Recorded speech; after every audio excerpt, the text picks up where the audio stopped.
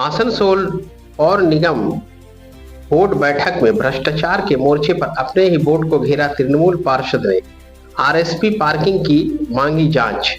आसनसोल नगर निगम में विरोधी दलों के पार्षद तो सिर्फ नाम के ही विरोधी हैं। तृणमूल शासित बोर्ड के विरोध में तृणमूल के पार्षद ही आवाज उठाते हुए मुखर हो रहे हैं। भ्रष्टाचार के आरोपों को लेकर एक बार फिर वार्ड संख्या 41 के तृणमूल पार्षद रणवीर सिंह ने हल्ला बोला है। पार्षद जीतू सिंह ने बताया कि आरएसपी के तहत होने वाले कार्य को लेकर भेदभाव देखा जा रहा है कि कुछ वार्ड और कुछ बोरों में करोड़ों रुपए के कार्य हो रहे हैं और वहीं कुछ में कुछ भी नहीं हो रहा है। ऐसा क्यों हो रहा है? सभी के लिए बराबर या जो भी योजनाएं भेजी गई हैं उसके अनुसार कार्य होना चाहिए। उन्होंने वार्ड 84 में हुए करोड़ों रुपए के कार्यों की जांच की मांग की। उन्होंने कहा कि मेयर ने आश्वासन दिया है कि उसकी जांच कराई जाएगी। इसके साथ ही उन्होंने पार्किंग को लेकर भी सवाल उठाया और जांच की मांग की। उप मेयर वसीमुल हक ने कहा कि वह पहले और अभी के जो भी आंकड़े हैं वह बताने को तैयार है। इसकी पूरी जांच होनी चाहिए। पूर्व में कैसे पार्किंग का आवंटन किया गया था उसकी भी जांच होगी।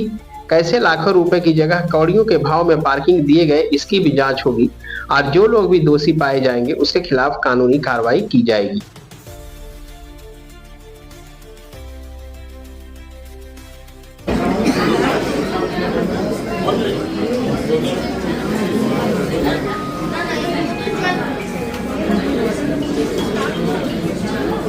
बोर्ड मीटिंग এটা যেহেতু দুর্গাপূজা বা কালী পুজো এবং ছট পুজোর পর বোর্ড মিটিং হয়েছে, সবার মানে বসা হলো একসাথে এবং যেভাবে সুন্দরভাবে কাজ করেছে, মানে দুর্গাপূজা, কালী পুজো এবং ছট পুজোয় ঘাট পরিষ্কার হোক বা বিসর্জনের জন্য বা যে কোনো কাজগুলো, যে কাজগুলো করেছে কর্পোরেশন, সেই কাজগুলো সবাই মিলে সব ডিপার্টমেন্ট বলুন, কাউন্সিলররা বলুন, সাথে থেকে পাশে থেকে কাজ করেছে, জানানো হয়েছে এবং আগামী দিন যে কাজগুলো আছে, যে কাজগুলো দরকার আছে, সেই কাজগুলোকে যাতে নজর দেওয়া হয় সেই নিয়ে আলোচনা হয়েছে।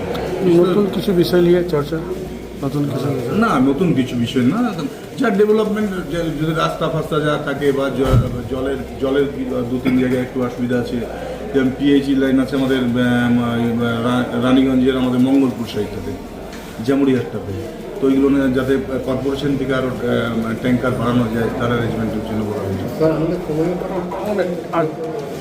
আজকে একটা দেখুন, আমাদের কিছু কিছু মানুষ ভারতবর্ষের বিখ্যাত মানুষজন মারা গেছে, তাদের স্মৃতির উদ্দেশ্যে আমরা 1 মিনিট নীরবতা পালনের মধ্যেখান দিয়ে আমরা বোর্ড মিটিং শুরু করলাম এবং তারপরে আমরা আমাদের যে সমস্ত এজেন্ডা ছিল সেই এজেন্ডার মধ্যেখান দিয়ে আমাদের বোর্ড মিটিংটা শুরু হলো।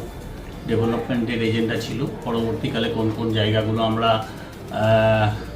উন্নয়ন করব বা উন্নতি করব সেইগুলো আলোচনা হলো।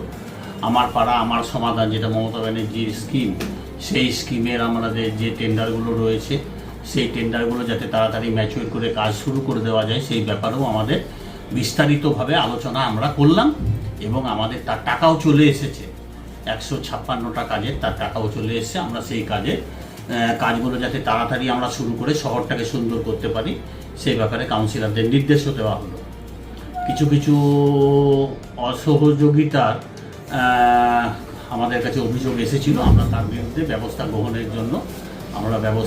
জন্য আমরা করেছি, আদেশ করেছি, সেইগুলো ব্যবস্থা গ্রহণ হবে।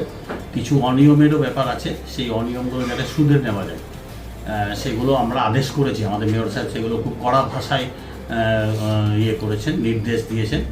আর আজকে আমাদের কমিশনার ম্যাডাম ছিলেন, আমাদের সেক্রেটারি সাহেব ছিলেন, এপু সাহেব ছিলেন এবং ইঞ্জিনিয়াররা সবাই ছিলেন। আমাদের যেখানে যেখানে জলের ব্যাপারে সমস্যা রয়েছে, রেলপার এবং আমাদের মহিশিলা, রানীগঞ্জ এবং জামুরিয়ায় সামান্য কয়েকটা জায়গায় রয়েছে, তো সেইগুলোও আমরা চেষ্টা করছি যে যাতে তাড়াতাড়ি সমস্যার সমাধান হয়ে যায়। আমরুতের এবং 15 ফিন্যান্স কমিশনের ব্যাপারে কিছুক্ষণ আগেই এমইডির সঙ্গে আমাদের একটা গুরুত্বপূর্ণ মিটিং হয়েছে। সেই গুরুত্বপূর্ণ মিটিংয়ের মধ্যেখান দিয়ে আমরা চেষ্টা করছি যাতে এই সমস্ত জায়গায় জলের সমস্যাটা সমাধান হয়ে যায়। আর আমাদের বিভিন্ন কাউন্সিলর তাদের এলাকায় বিভিন্ন দাবি দাবা নিয়ে আলোচনা করলেন, তো আমরা দেখব সেগুলো যাতে সত্তর সমাধান হয়ে যায়, কারণ সেই কাজগুলি সমাধান হলে আমাদের শিল্পাঞ্চলের মানুষই উপকৃত হবে।